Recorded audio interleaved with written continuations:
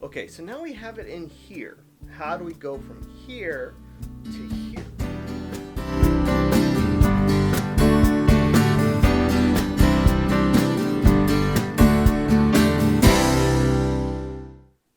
Now, we talked about the why behind Bible study. We even talked about how to do that. That's the learn it part of the learn it, love it, live it.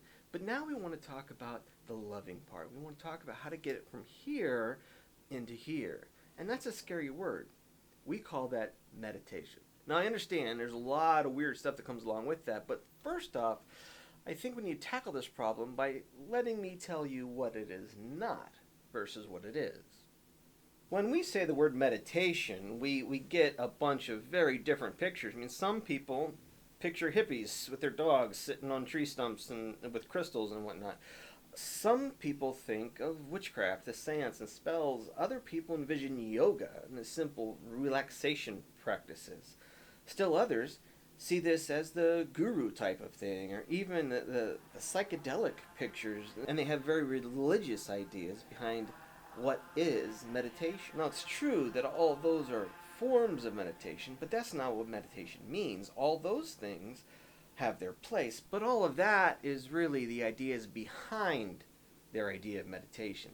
It's very weird, and some have very religious practices that follow along with it, and I understand. And to be fair, all those things have their place within their own systems.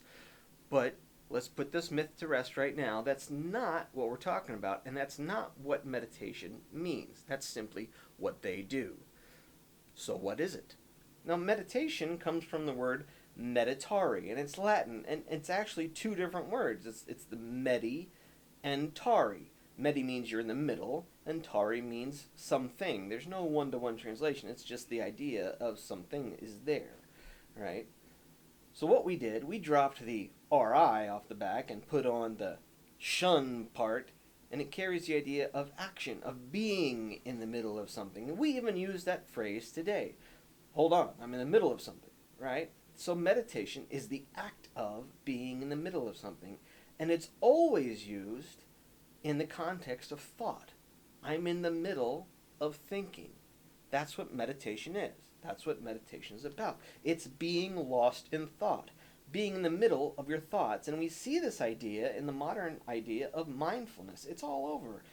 We even see the idea in the various world religions, the busyness, the workouts. I mean, even in sports. It is this idea of focus, real, deep, concentrated effort and thought. So what does that idea look like when it comes to the Bible? Well, it's all through the Bible. It's everywhere. And Hebrew, even Greek, came before Latin. So the translators really didn't use Latin in their translations. They tried to stay away from meditation because of the connotations that it brings. In Hebrew, it's actually three different words that are all translated into this one idea. One is Hagah. Next one is Sayak. And the third one is Makashava. Hagah means muttering. Sayak is musing, and Makashava means thoughts. And basically they translate to our English words of saying, thinking, and the other one is easy. It's thoughts. And all three of those words are interchangeably used and translated into the word meditation. So the concept is there. By some counts, over 700 times in just the Old Testament alone. It may not be translated the same way all the time, but we can still see it in the Bible. So how do we start doing this? Well, one, schedule it. Schedule a time. This is deeper. This is more than just your daily Bible reading. This is more than your quiet time in the morning. This is aside from the Bible studies we do at church and the preaching we hear on Sunday. This is time for you to stop and think.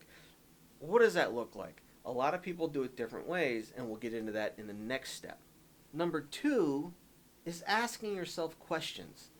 How does this work? What does it look like? How does this one part here act in relation to the other part here? And all of that is meditation. For me, that looks like going on a hike, getting out away from everybody else in the middle of nowhere so I have time and no distractions to think. And by thinking, I'm learning and making that go from my head to my heart. And that brings us to number three, do something with it. The more you do things with it, the more it is solidified in your heart and the more it becomes who you are. There's an old saying, it's very common, everybody knows it, that the teacher learns more than the student. So when you sit and try to learn something, that's great. When you study something, but then you take it and do something with it. You try to tell somebody else or draw what you've seen, you will find yourself learning more and being more in tune with what you've already known. And there's lots of ways to do that. Some people journal. Some people like to draw. They use art. Some people like to diagram it out. There's the beginning, there's the middle, and the end, and we got to find those parts and see where it works. Other people like to act. They like to get in front of people on a stage and put what they know into practice. Other people, like our pastors and teachers, they teach what they have just studied and learned. That's all part of the process of meditation. So it's a scary thing at first. But when we put it in its right context, we learn that meditation is not scary. It's just about seriously thinking about the Word of God. Now, those things that we talked about before have their place. And some of us even use things like yoga or karate or taking time to sit in the backyard. Maybe your legs are even crossed. And you like to think about things deeply. Listen to the birds. Listen to things happening. That's part of it. So use those tools. Use things that are there and available to you to think about God, His Word, and how it applies to us in our lives. So there you have it. That's Meditation 101. It's real simple, but it's a super complex subject, and that's the joy of it. Easy to learn, a lifetime to master. And that's the loving it part. Learn it, love it, and now we get to live it.